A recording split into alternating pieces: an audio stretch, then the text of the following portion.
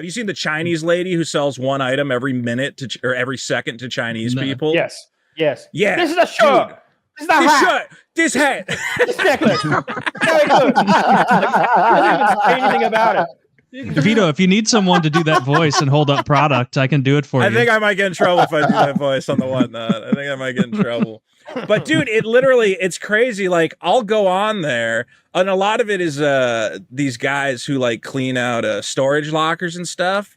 So they just buy a storage locker, they start up a live stream, and they go, okay, we bought this locker, and they just auction it off. I've been getting like crazy shit. And I'm feeling bad where I'm like, man, this guy should have really paid for his unit. He had like all these sealed magic card boxes and comic books in the slabs and shit. And they're just like tossing it out.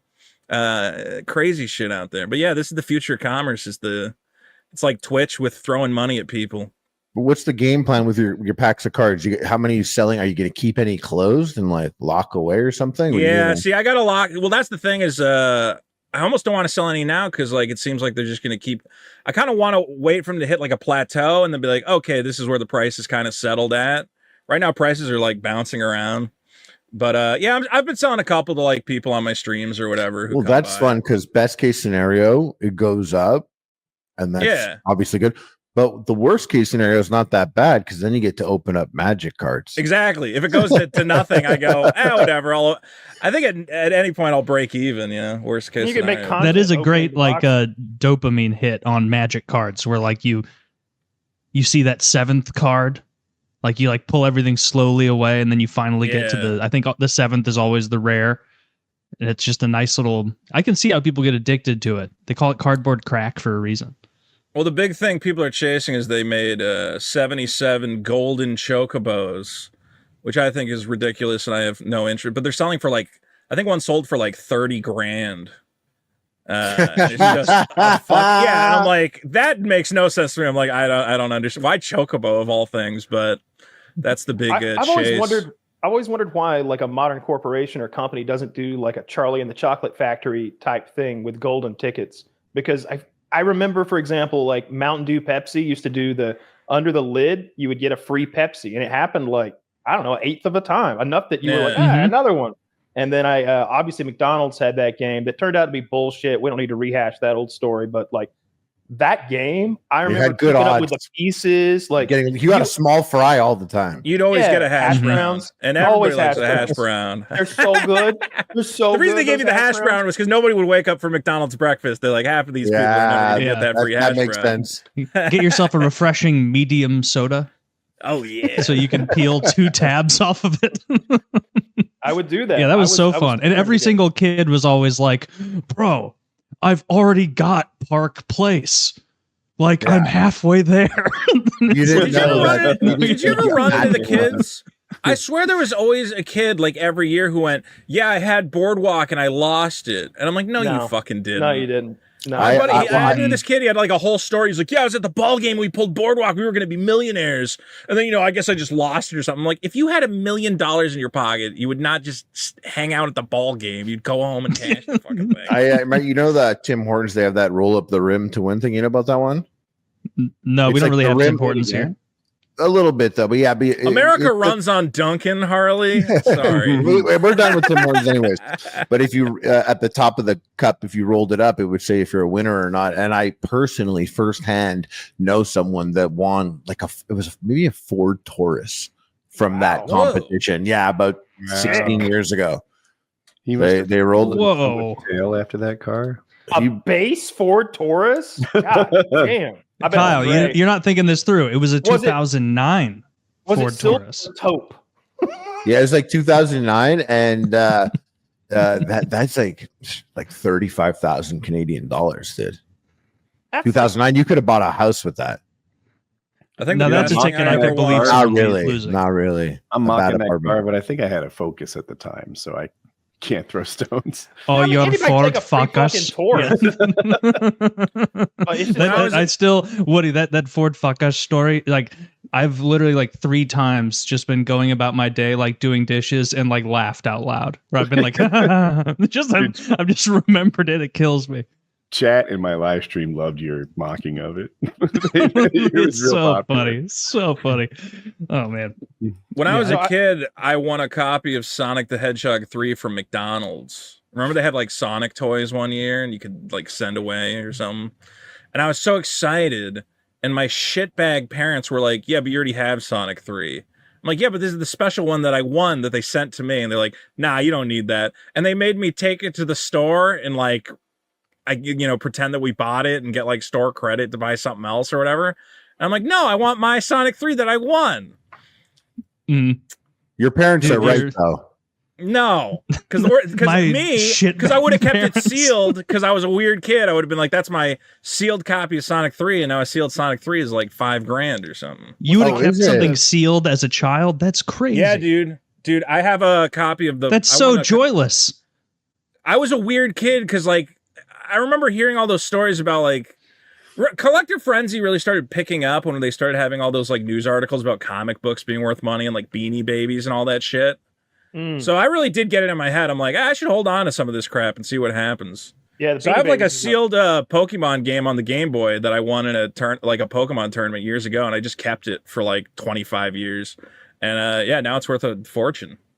The only thing that's like that I wish I'd bought more of and kept is those CRT TVs have gotten like trendy and expensive now. And I used to blow those things up 25 at a time. Yeah, you did. I would go to the fucking Goodwill and get every CRT they had and blow them up because the tubes pop. And like I was like, damn, I wish I had because I want to do the Matrix wall, that bank of CRTs running the green code.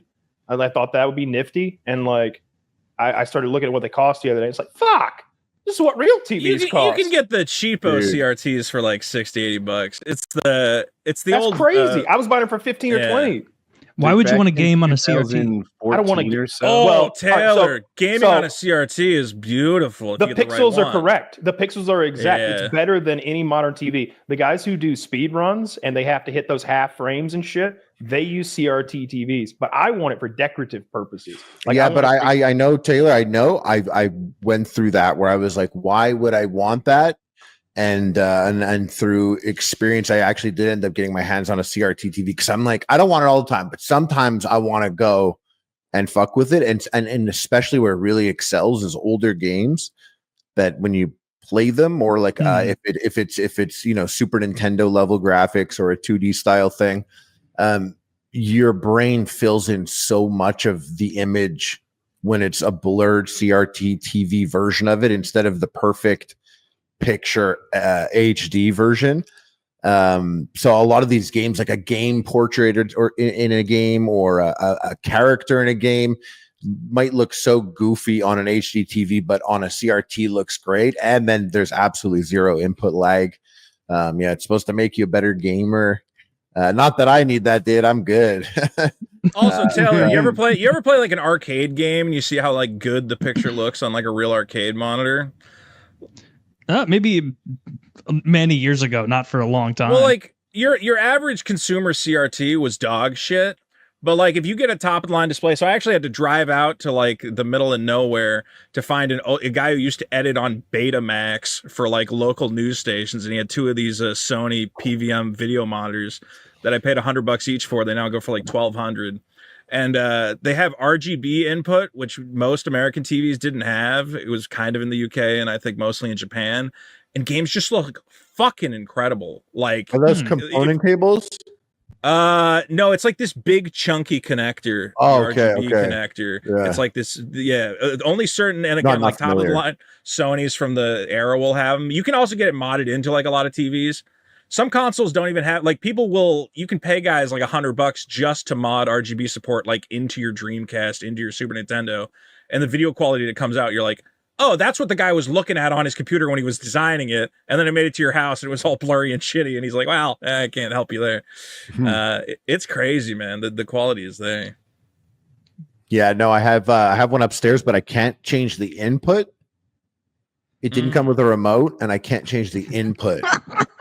And there's no getting the remotes and the accessories is actually the big problem. I'm on the third. I bought 3 universal remotes and returned 2 of them, and I was like, I'll get around to buying another couple universal remotes and trying eventually. But I just spent a day with like an old book and looking for the remote code and trying to get the TV to just change to this input, to the source input. It actually has an HDMI input on this one also. So the way those universals, input. they come with a big code. They use those universal remotes come with a big code book, but there's also a mode that's like scan where you can just tap the button over and over. Yeah, I've done a bunch of these. This guy, Skank Mods or whatever, he went on this mission to find the world's largest CRT. It was that one. He had to go to Asia to get it, or he had to like have it shipped from Asia. It was like a demo. It was like in like a. Wasn't it in like a restaurant or something? Yeah, second floor of a restaurant. It's very heavy. Ooh, I like this, dude. Sony made like awesome. 2 or 3 of them. It's like this giant fucking CRT TV. It's the coolest thing in the world. It's just been like sitting in some Chinese restaurant in Japan for the last like 30, 40 years. Just like, that's our big TV. After this, I'm going to get so stoned and watch Chinese reviews of big CRT TVs that have come out in the last couple of years. Watch this video I linked from. It's on. Oh, okay. I got it. It's on. I'm not even turning it off. It's just going to stay on over there. It's tremendous. He goes on this mission to get this fucking TV. I think it was super expensive back in the day too. But how much did it weigh? Pounds? Like, how did he? Yeah, 400 pounds. It's as way deep, more than that. It's as deep as it is wide. Christ. It has to be as deep as it is like big. So as big as the screen is as big as the whole unit is. And my uncle had a 37-inch that when everyone was getting plasma, and it was so fucking heavy. We were like 3 people, but it's too small still, 37-inch, but 3 people for how heavy the box is, and it's like a perfect square. It's so fucking heavy. It was hard to transport and put into like a wall unit. But no, I would love that. We had a projector. Yeah, there was a guy near me who had one of those TVs, and I really wanted it, but I was like, "There's no feasible way for me to move." He's like, "You got to come to the 3rd floor of my fucking house to get it." I'm like, "Oh, he's giving it away for free," but I would probably break my legs trying to get the fucking exercise thing. involved. Exactly. Like maybe I could hire some Mexicans. ICE took them all away. Fuck.